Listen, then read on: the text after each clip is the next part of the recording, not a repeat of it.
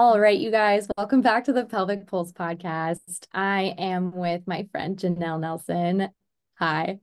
Hi, I'm so happy to be here with you. I'm so stoked you're here because there's so much that we could go into and talk about. And Yeah. I'm feeling really hyped about it internally. I'm not necessarily showing it, but I am containing myself because again, there's just a lot here. But to get us kind of started right off the top, can you share with everyone how we met and what transpired? Because we were literally just talking about that a second ago. This is the best story.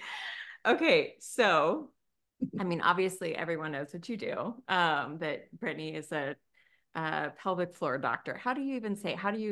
What do you? I I call myself a holistic pelvic physical therapist right now, There you but go. Okay. yeah. So I um I'm like, how do we say this? Sometimes after someone has a baby, when they sneeze, they might pee a little. It happens. Yes, yes, It it can does. happen. It can happen. So I made an appointment with Brittany and she's doing an exam on me. And we are chatting, and obviously, you have the most lovely energy.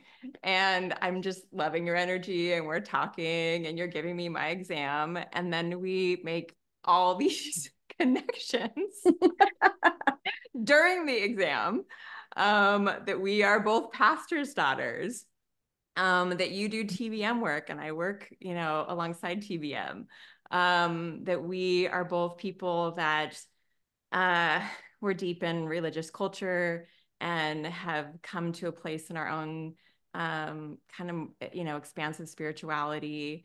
And you just were a kindred soul. So it was just hilarious of like, I just become friends with my pelvic floor doctor, but here we are. I freaking love it. I cannot lie. It's like it's not even just majority of the time. It's like Yeah, pretty much every time I have really. someone kind of maybe new or word of mouth, whatever, come to see me, like we eventually do become friends. Yeah. I feel so lucky that Yes. I mean, maybe it's the TBM to be magnetic work. I'm very Sure. magnetic in that way that like Yeah. draws in these kindred spirits and Yeah. oh my gosh, so much likewise. Like I love your energy, Janelle. And oh my God, I feel like there's so like we ended up going on a walk. We kind of like we did our PT thing, right? And then we like And you did met the most outside of that. amazing cranial sacral work on me too, that I Mm. loved. That was magic that I want to do again because I Yeah. loved Oh it. my It was so gosh. good. I Yeah. would love to do that for you Yeah. again. Of course. And Yeah. yeah, that was, yeah, because you saw me through my Yeah. transition from CAP to my home Yes. office. And you Yes. were, I think, one of the first few like craniosacral clients that I had at the house. So, Yeah. oh, I forgot about Yeah. that. But that is so Yes. Yeah. magical. You do magic work with that. I Mhm. loved, loved, loved. Yeah. Thank you. Thanks for Mhm. that reminder. Like, oh yeah, I can Yeah. do that. Yeah. Yes, you do. And you do it pretty well. Oh, it's so funny.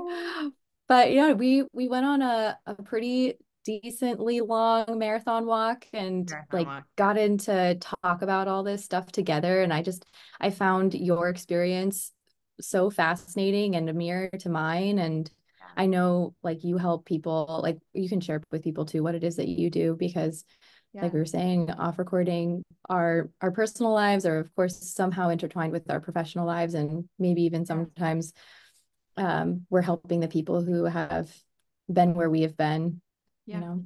Yeah, So absolutely. Yeah. yeah. So I'm a licensed marriage and family therapist and I specialize in trauma.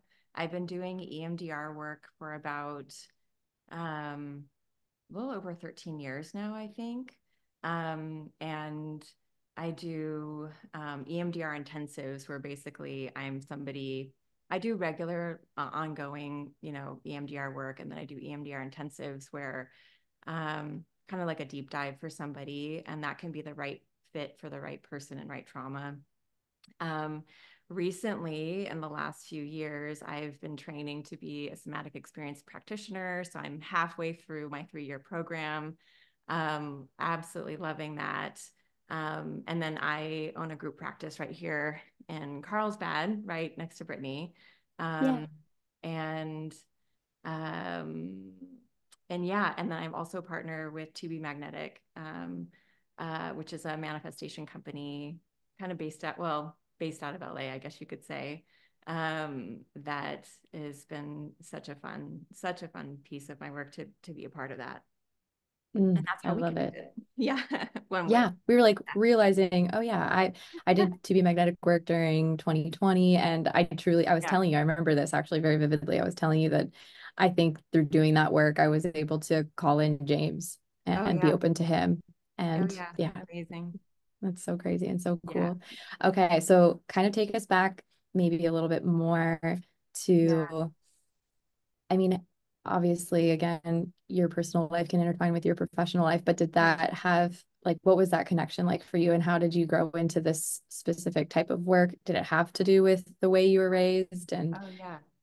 yeah. Yeah, that's a great question. I mean, so um I was one of those that I think I always knew I wanted to be a counselor. Like I was just that friend. I think that I always had people confiding in me, when I was in high school, and I just kind of knew I wanted to either be an artist in some way or be a therapist. And I took, so it just kind of felt like both paths really aligned for me. And then in college, it just kind of landed the way it did.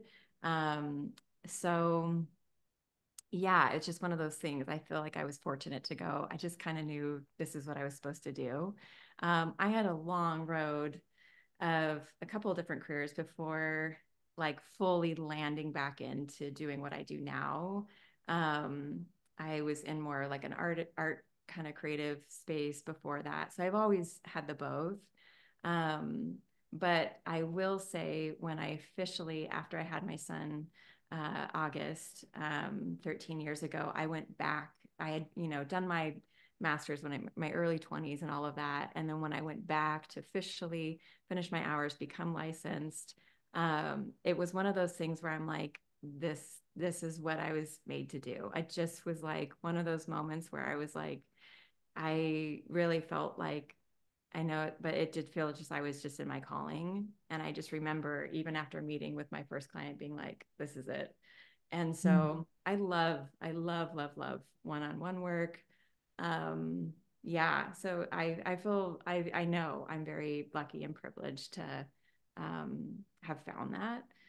Um, but yeah, there's a big intersection though, as we talked, I was actually my dad was a chiropractor growing up, but in my teenage years he became a pastor, and I know your dad is a pastor too.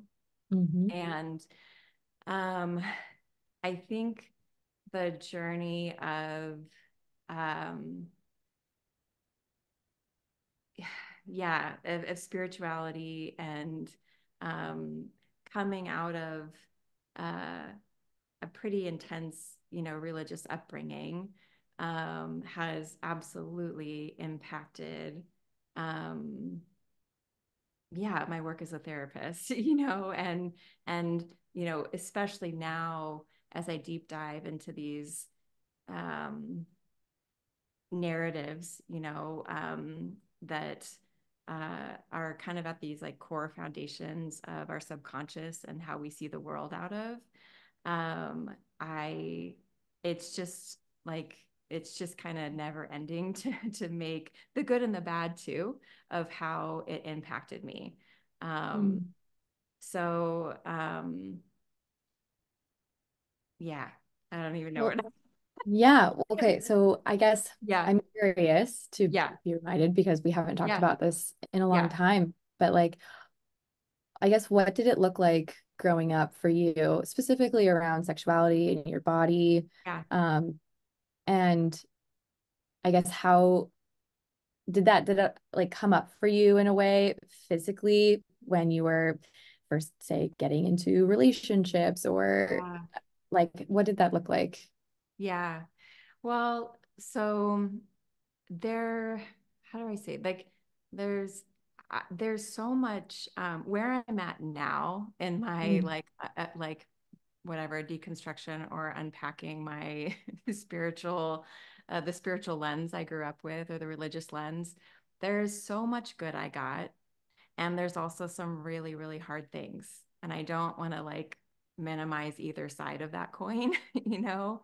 Mhm. On one hand, um, like the narrative of being a child of the divine, right? And that like my significance and worth from a divine creator was really, I mean, what a beautiful message, right? And then there's some also really hard things too, right? That I also got. So it's just, I don't feel it's both. It's both when I look at it. But in specifics of your question around sexuality, yes, I grew up in I went to a private Christian school, kindergarten through 12, alongside a church. And I've said this joke before, but I swear if there was such thing as Christian cereal, I promise you my mom would have found it, and that's what we would have had for breakfast. Like everything was from this deep religious framework that my parents, very well intentioned, wanted to introduce us to.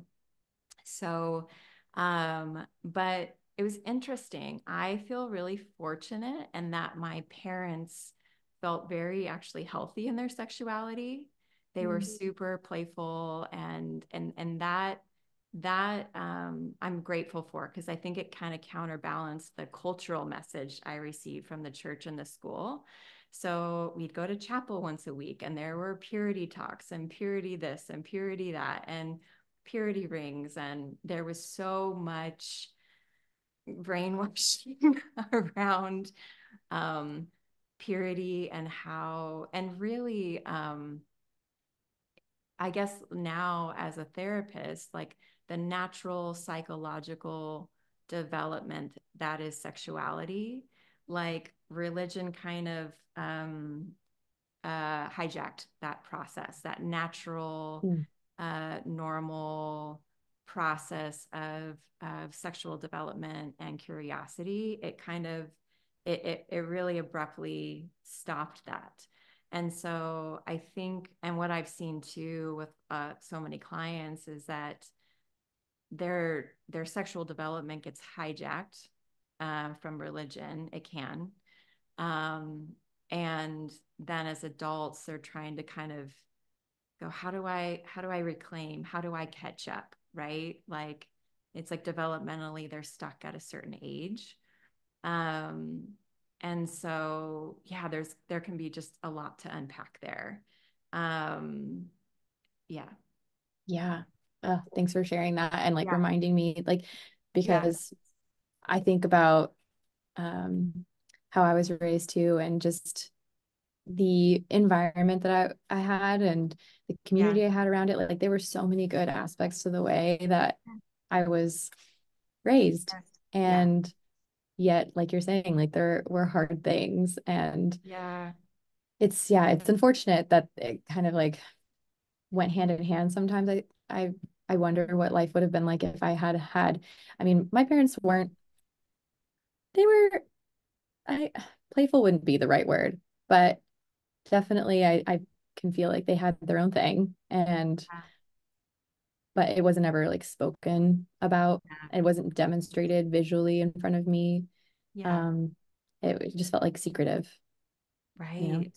It's like Right. there was almost, yeah, And I I don't think know. that that's a very common experience, like, that can kind of go hand in hand. Hmm. Yeah, I've heard that so much. I'm so sorry, because it's hard to not have that be witnessed, you know? Right, right. But like I guess where I don't even know where my Yeah, stifling really came from. I don't know, yeah. but definitely I But can you felt almost that too. visualize. You felt stifled. You Oh did. yeah, oh Yeah, yeah.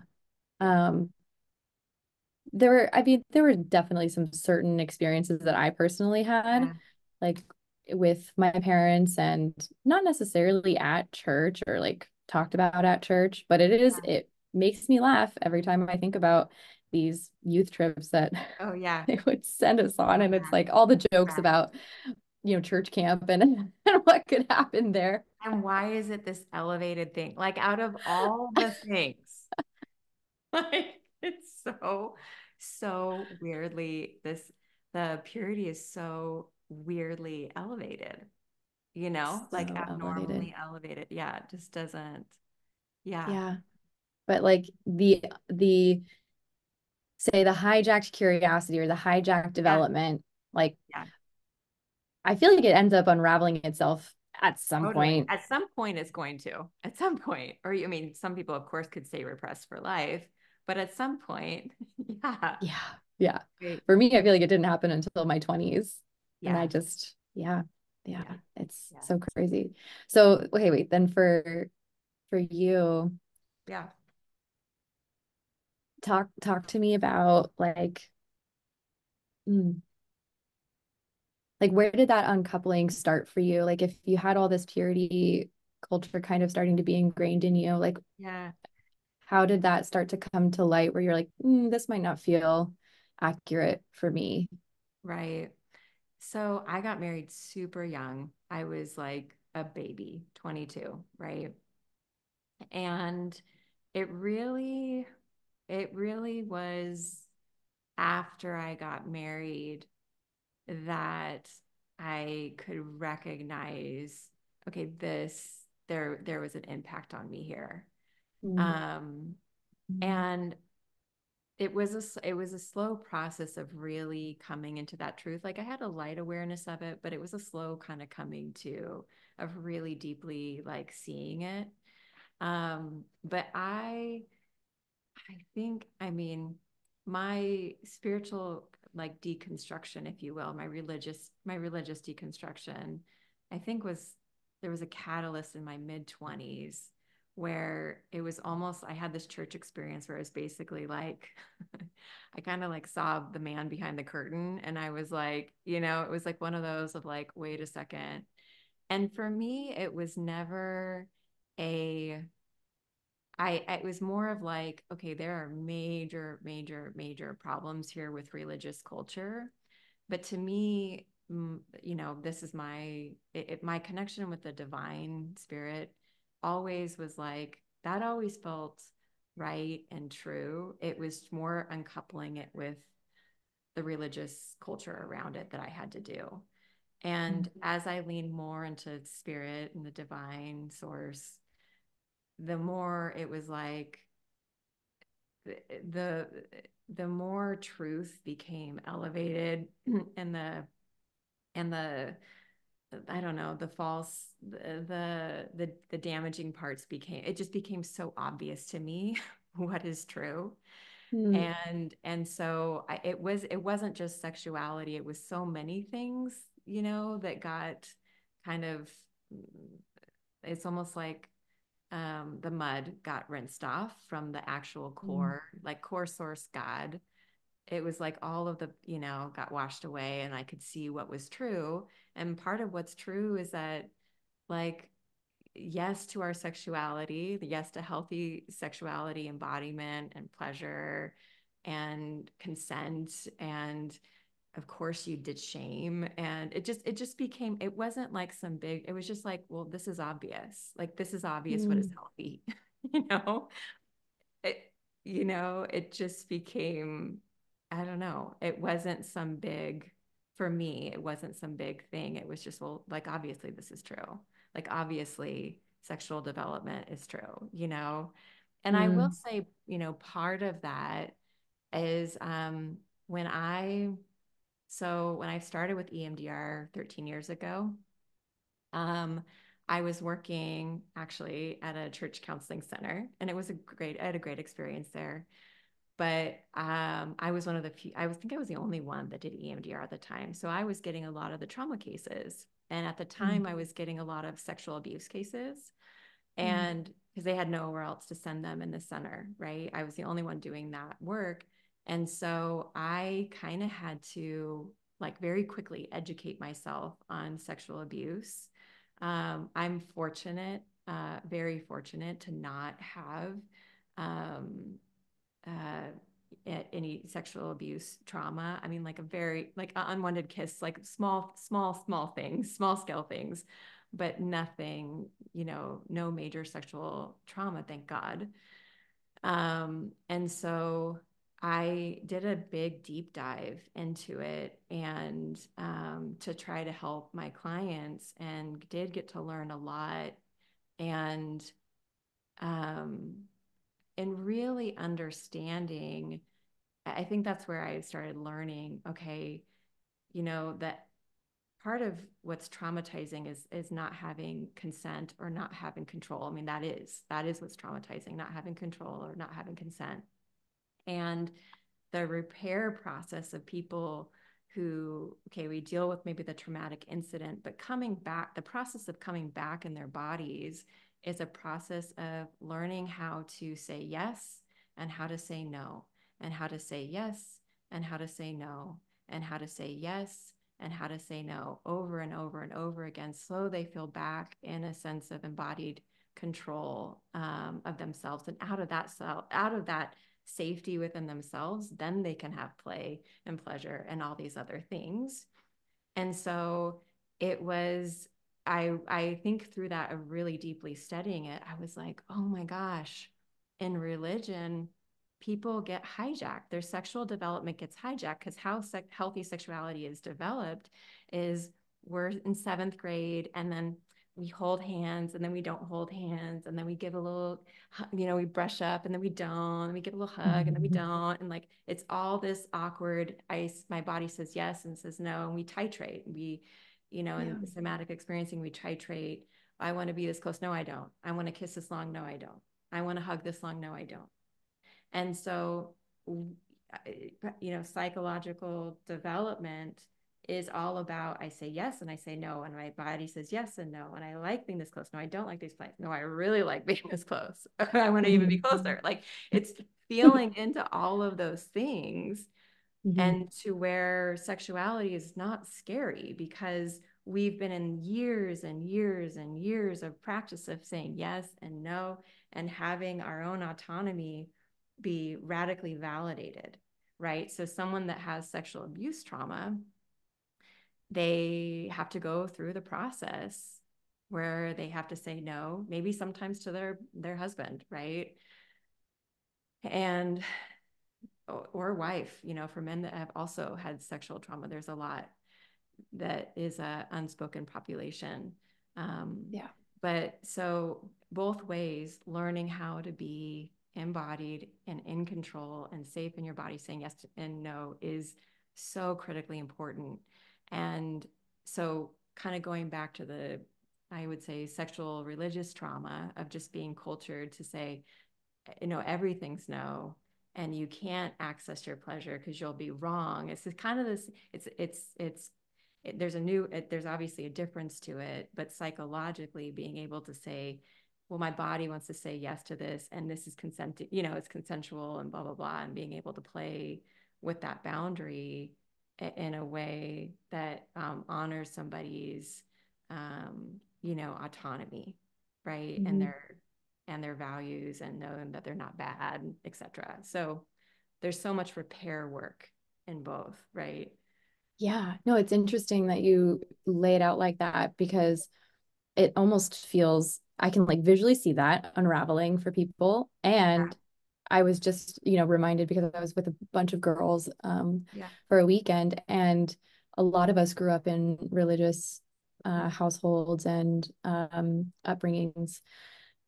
And someone mentioned how it's like when you say you grow up religious and you end up getting married, whatever age that ends up being, and you're kind of expected for both, right? You're Yeah. expected to have this like great connection, great sex, or Yeah. just to want it all the Yeah. time. But it's like, it's kind of weird because yeah, like you're so right. You don't really get that practice, titration, and experience of Mhm.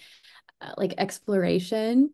Yeah. Like you, and the sad thing is, I don't know if people realize, and of course, everyone's going to be different and what their messaging is, but it's like you don't even realize that you can kind of play with that titration to a certain degree, Yeah. like whatever quote unquote base you want to get to. But Right.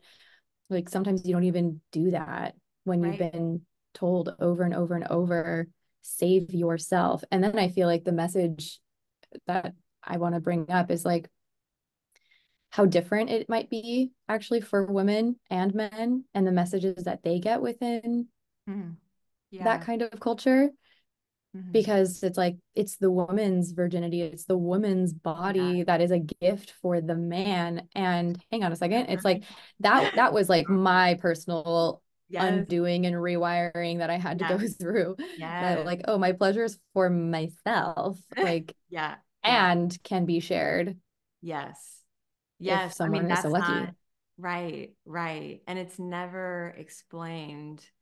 It's like it's explained as the man activates the woman's pleasure versus like your pleasure is your own. Like just the boundaries, just that alone, like how incorrect those boundaries are, how it's just laid out to you. Like, Yeah.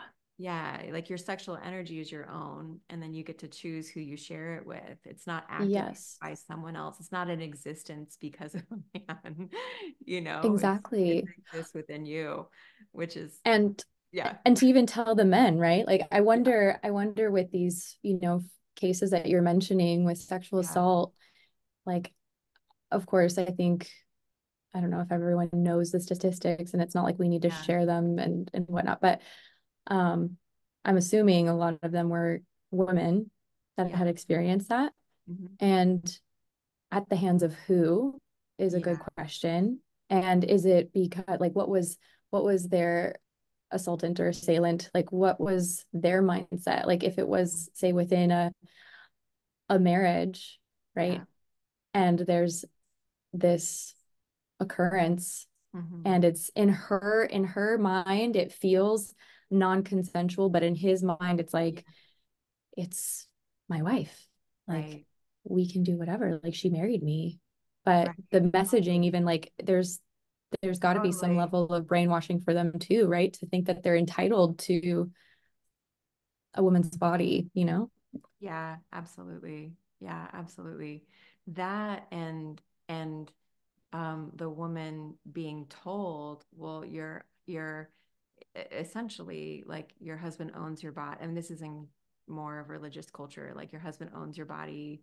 Kind of, it's a concept that's thrown out there, Mhm. and in that there's like a, well, I don't want him to cheat on me. I don't want him to struggle with, I'm responsible for their potential sex addiction, which don't even get me started on that road. Oh, please, But no, get started on that. That I'm is like, so oh my God, fascinating.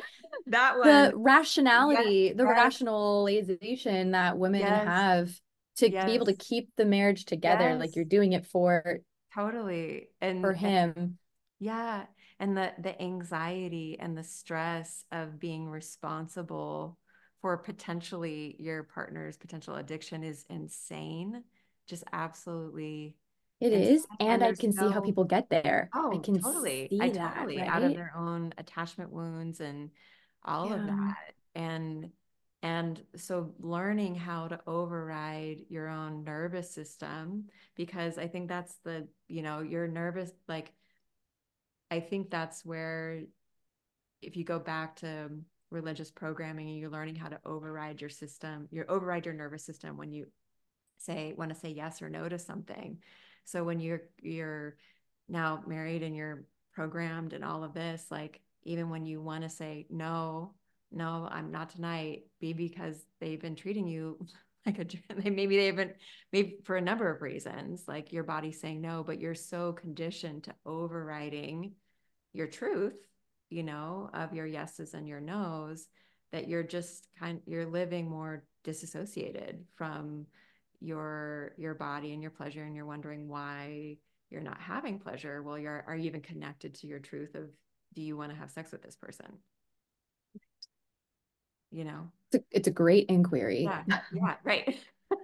I always question too, like maybe you are thinking, yes, I want to, mentally you can say Yeah, it, like I want to be able to have sex with my partner. yeah, But I also pose the question, like, are you even liking the sex you're being offered? Do yeah, you want something different, what does that look like? Right. You know? And how to advocate for your needs, and Yeah. all of it, or even like micro ways of speaking up. I don't like this, whatever it is, the I time. can Yeah. I can imagine that I could see, you having a client like this Yeah. who maybe sexual assault or not, but like Yeah. trying to come to terms with, okay, maybe they're not having the best sex life and whether or not they're still in um or active in their community, like religious Yeah. community, like going to church and whatnot, or if they're just more on this spiritual path and maybe their partner's on that same path too, and they're trying to like Yeah. reconnect in this like actual true way that Yeah. feels more embodied and empowered. I can imagine you saying like to start small, but I'm curious if you have any examples like off the top of your head of how someone can begin to like reclaim their yes and their no, and how to even communicate that well with a partner. And like, Mm-hmm. when does that happen? Does that happen in these, Mm-hmm. slower moments, or, you know what I mean? Like, is it just table Mm-hmm. talk and not pillow talk Yeah. and Yeah, not in the heat totally. of the moment? I don't know. It's so interesting. I think when someone start becoming aware how disconnected they are from their truth, like it could be in something that is not at all sex related. Like it could be in a boundary work with their boss, right? Where they're really coming into terms with, I don't like this job. Oh my God. And I studied all of my college and I really don't like this career and I really don't like this job. And oh my God, it's like, and then they're starting to go, wait, what do I like? And who am I? Like it, to me, it's like a domino effect, that it goes all the way, seemingly unrelated, all the way to the bedroom. It's like it, it's so if this Everything's related, right? everything Like is all everything is interconnected. exists. Yeah. Um, the phrase that's coming to mind because I'm literally looking at my yoga mat is like what Yeah. you do on the mat is kind of how you show up off the mat. 100%. Yeah. How you do one thing is how you do everything, right? Yeah. Yeah. Right, right.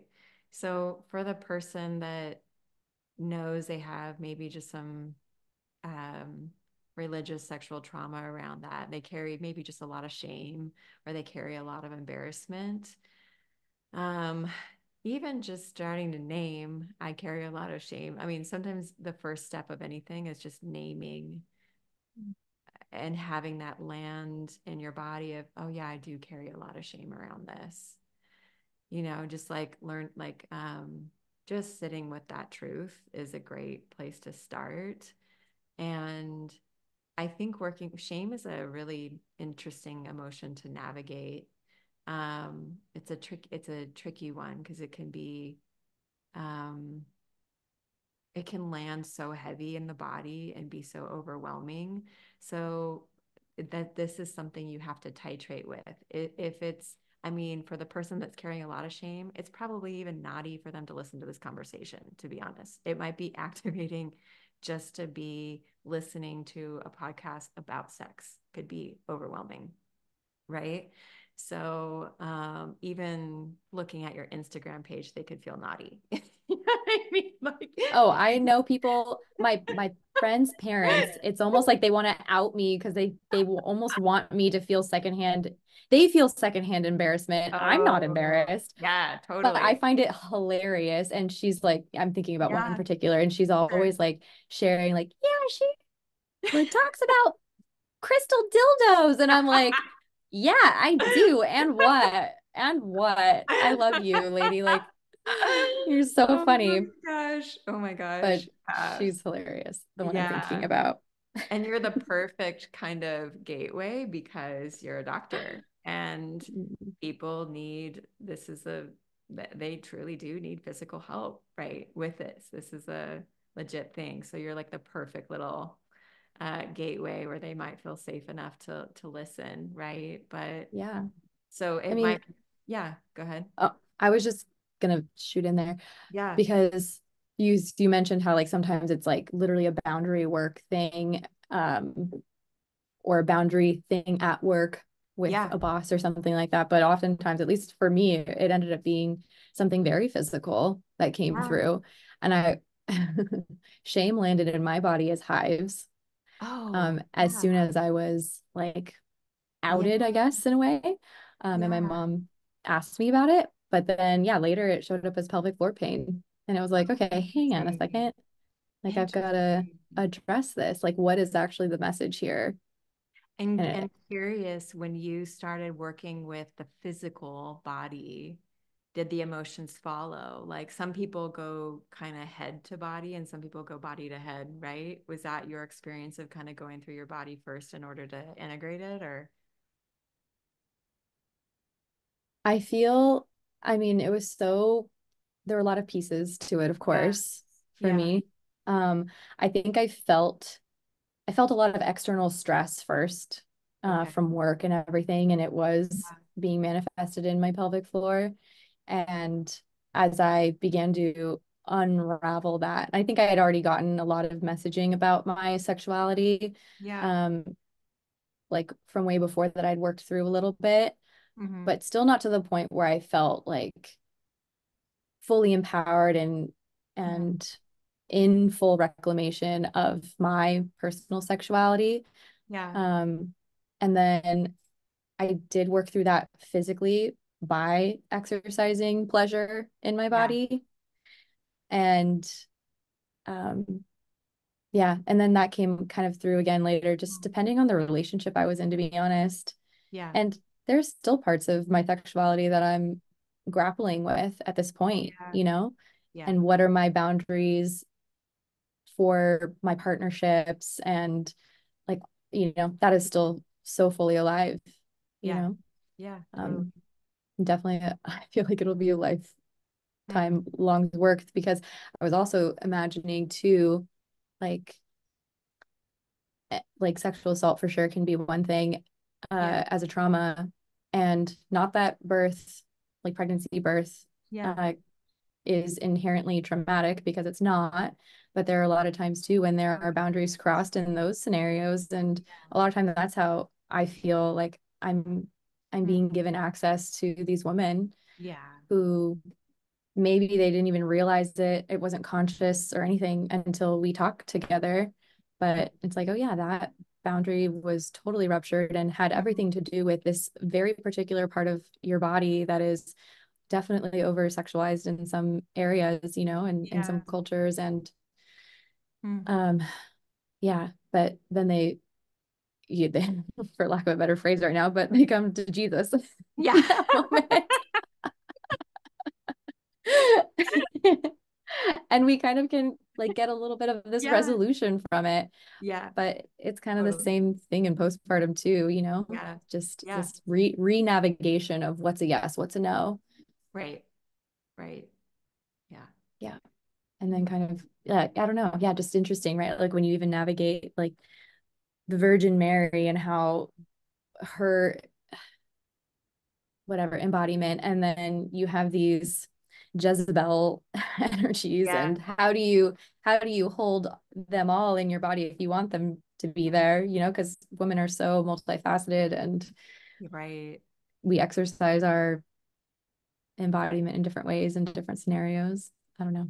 Totally. And I think a lot, I love IFS work, internal family systems, all the Yeah, parts, all that kind of thing. I've But never done it myself, but okay, yeah, it's super, yeah, it's really, really cool.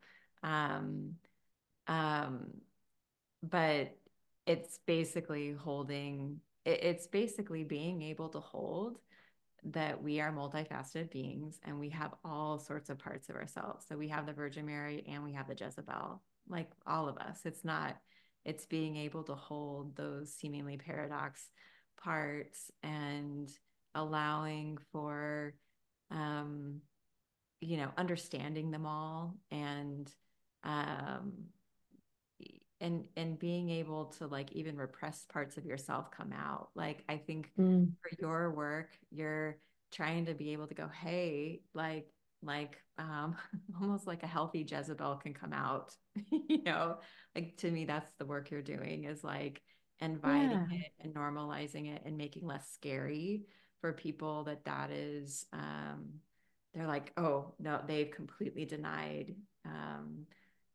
that part of their sexuality, right? Yeah. Yeah.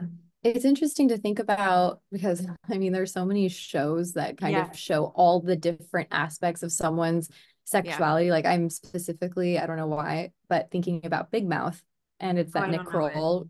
Oh Okay. my gosh. I'm like the worst when it comes. I never watch. It it's okay. You don't need to Yeah. watch it. Okay. I mean, it's pretty hilarious. Okay. It's an adult cartoon. Okay. Um, and Nick Kroll, he's a comedian and Okay. he plays a lot of different characters in there, but it's basically the story about puberty and having all of these experiences. But of course, Yeah. there are some people who are like asexual and some who are exploring and some who are repressing and Yeah. like you can literally be all of those things at different points in your life, right? Yeah. Um, but I don't know, like I guess I'm curious because there are clients for sure that I've had that are they're open to experiencing their pleasure and yet there's definitely still and I mean TBM work Yeah. block. Oh, yes, absolutely. Like sometimes there's a block to it, especially when you're working with someone who is in partnership and to have them know like I don't think someone that I don't think the person or the people that I've seen are truly asexual. I think if they're Yeah. with me, there's definitely something there to be Yeah. worked with. Um, and without outing the person I'm thinking of in particular too, it's like if you just keep on receiving that messaging over Mm. and over, or and even if like you're in marriage and it's technically okay, and you go through your entire life cycle, and maybe you're it's just like your conditioned belief that you don't need sex anymore. Mm. Totally. And I don't know, I think you could even take it from Mm. a spiritual lens or question, like you've Mm. almost transcended the physical body. Oh, yeah. Yeah. And but I don't know. Okay, I'm Mhm. just gonna say it. I'm thinking about my mom. I love her. I love her. Yeah. Yeah. uh, Totally. Totally. um, That's but so, yeah, it's just yeah, yeah. it's a weird like, okay, if you're because for a long time I've like I wanted her to like fight for her Yeah. experiences and sexuality. And but kind of like the more I talk to her about it, the more shut down she gets. And I mean, we haven't talked about it in ages, but um it was more so when I was like specifically going through my own journey at the very Yeah. beginning. Yeah. Yeah. Totally. Gosh, it makes Um, so much sense. Like even on a, um, what do you want to call it? Like the work you're doing now, even just sharing that part of your, like, it makes sense, like why your drive to reclaim this and help women to reclaim this. If your mom has wounding, I'm like, oh my gosh, no wonder mhm. it's just such a deep passion for you, right? Because it's so hard. We want to see our parents uh, be in their most vibrant, alive, embodied selves, like more than anything, right? We want it because it gets our permission so that we can have that too. So Mhm. I so get the ache, of like wanting more for someone you love and wanting there to be like to see her in that space. I so get that ache. It's real. Yeah. Yeah. Yeah. Thank you for seeing that and Yeah. saying that because it is true. Like that's how I feel. I feel like there's a part of me that's very much so in a reclamation for the lineage Oh that yeah, I have. you totally are. You're spearheading the revival. Yeah. Um, And it's like, I don't yeah, know, it's so interesting because I definitely will still, like, I'm not perfect. I yeah, occasionally will still feel not necessarily ashamed, but definitely like a questioning, like a re-questioning yeah. about where I'm at in my sexuality journey and spirituality journey. But something I keep having to say aloud, whether that's to myself or to like my dad, Mm, I'm like, I have never felt closer to spirit mm. than I Oh have in yeah, these few years, with yeah, absolutely. especially when I've been talking to my dad about birth. and like just question, like asking him what he remembers about mine and my Mhm. brother's births, and also letting him know where I'm kind of at with my Yeah. curiosity of free birth, and Mhm. just exploring like what it is our bodies are actually capable of. And I'm like, Mhm. Dad, like God has made us like this. Like women are able to do it. They've done it. Mhm. Mhm. I've seen it. Mhm. Like, look at all these videos on Instagram. Oh yeah, totally. And Totally. he didn't fight me on it. He like asked one question, like, don't you want to have a doctor there? And I'm like, no, because the Yeah. Holy Spirit, like God made us like this. And he's like, oh yeah, okay. Mhm. Oh yeah, totally. Yeah. Oh, yeah. If I It's were to do that all again, I would love to do a home birth and the whole thing.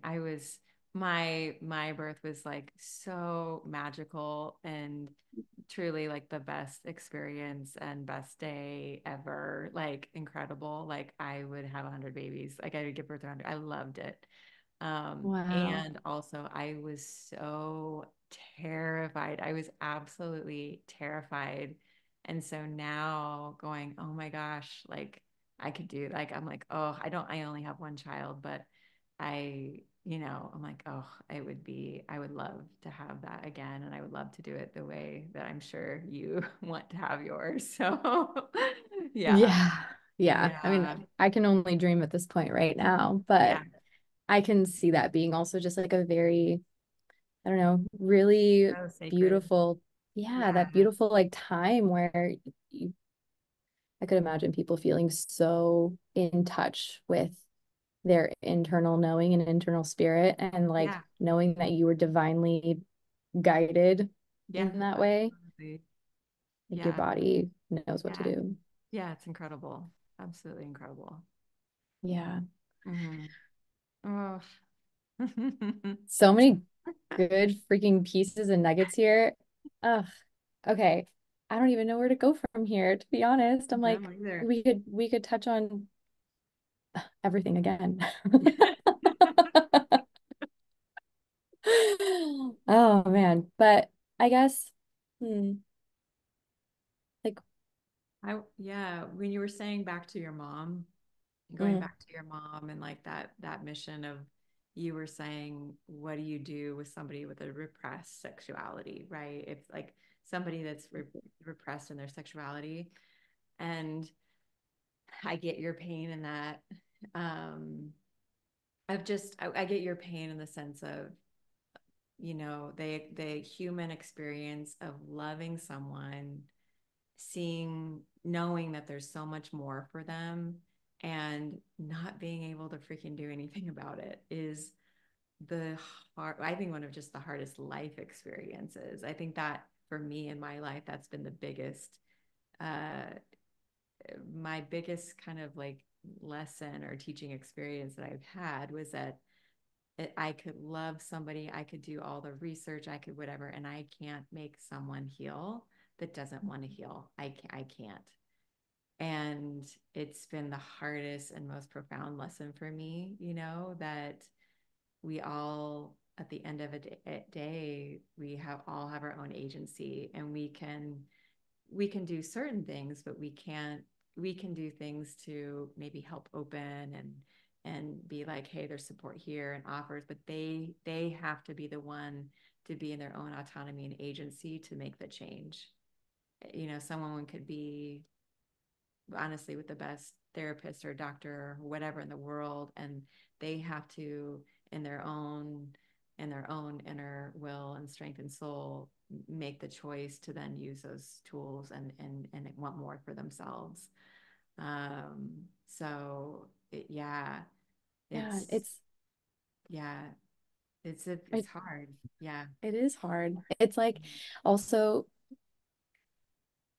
to know that they have or can have more for themselves. Yeah. I I hear you 100%. And I wonder if part of like the work that we do as therapists, doctors, Yeah. like coaches, like whatever, Yeah. um, like our job is in exposing maybe Yeah. or like sharing what's possible And Yeah. then, yeah, like letting them have that choice. Like Yeah. I keep saying this like lately, at least in uh conversations I'm having off record and even on the podcast, but there's like there's so much power, I feel like, in someone's sexuality and spirituality and just their bodies in general, like Mhm. their existence, their being. Mhm. But it does take like a responsibility, Mhm. Oh yeah. like to claim it. 100%. Yeah. I think that's the takeaway is that like you can heal from religious trauma, religious sexual trauma, and there is a like you're not responsible for what happened to you at all. Like that is not your fault. And um, how to become responsible for like to the wounds, right? Like Mm, so you're not responsible for your wounds, but you're responsible to your wounds if you want to be, you know, and then there's like I believe if someone wants to heal, they can heal. yeah, You know? because And I'm doesn't make it does not mean that that's an easy road. That doesn't mean that there's not going to be bumps and it's going to be hard, but I believe you can, you yeah, know, when someone like really taps into their own agency. maybe this is yeah, it's not the right way to say it, but almost Yes. like to have something happen to you, to be a victim, Hmm. respond a certain way after that, whether that's, all the nervous system ways. Yeah. Are you freezing, fighting, fawning? Yeah. There, you can Yeah. paint pictures on that if you want. Yeah. But yeah, then to be activated into a way of like reclamation and claiming your agency again. And I love how you said that, like you're responsible not for your wounds, but to your wounds. And how do you tend to those? How are you mending that? How are Hmm. you nursing yourself? Right. Like not in a pity or like you're wallowing kind of way, but Yeah. Yeah. yeah, like a true restoration of your vitality, your vibrancy. Yeah. Yeah. Yeah. Exactly. Yeah. Exactly. Yeah, it's a great inquiry. And I feel like there's just so many ways to do it. And like you've mentioned, the ways that you work, like I have so much appreciation for the talk therapy that you offer, the EMDR, these intensives, Mm-hmm. and like even the TBM work, that Mm-hmm. that's another great body of work that Oh all yeah. of it is accessible, Mm-hmm. And then of course there's like the direct contact that you can have with your vulva and your pelvic floor and your vagina and work with the direct tissues Yeah. for sure. Like Yeah. that's another way, Totally. like And somatic practicing your work is pleasure. which is like Yeah. like my favorite right now. Like I'm so into it. Yeah. Even Yeah. somatically going through experiences and allowing those Mm. stuck emotions and nervous system states when you're with somebody that can help you track that in your body and then release it systematically is probably one of my favorite modalities at the moment. I just Pretty love it. magic. It's magic. It really is. Like I think our bodies are so intelligent and I sometimes truly think that it's just our own monkey minds and Yeah, other conditioning, just the certain things right. or people around us, the Yeah, messaging that we're receiving on all fronts that gets in the way of what can be like just truly yeah, helped and navigated through with a body that 100%. doesn't leave you Yeah, diminished. It leaves no, you feeling restored. empowered. Yeah, yeah, Yeah. totally, totally. Oh, so So good. good. I feel like that's so hopeful and like, Yes. yeah, there's so many ways Oh, to yeah. address and reclaim Yeah. and I feel like, yeah, the practice titrating, like Hmm. I'm almost just imagining that as like another just embodiment Hmm. practice, I guess. Oh, yeah. Hmm. Mm. Yeah. Well, So good. so good. Is there anything else that's kind of like feeling top of mind for you that you'd like to share, other Really? than, of course, where You already Yeah. mentioned where you work and whatnot, but if people Yeah. wanted to say, reach out to you, how are you wanting people to do that? Yeah. Yeah. You could go to wholenesscollectivetherapy.com or my Instagram, JN Counseling. Um, and yeah, you could connect there. Yeah. Cool. Yeah. Well, thanks, Janelle, so much for Yeah. being here and Yeah. Thank you so much for sharing your having me. wisdom. This was so fun. This was great. So good for me too. I love it. I love you so much. Yeah, you're such a gem. Thank you so much, Brittney. See you guys.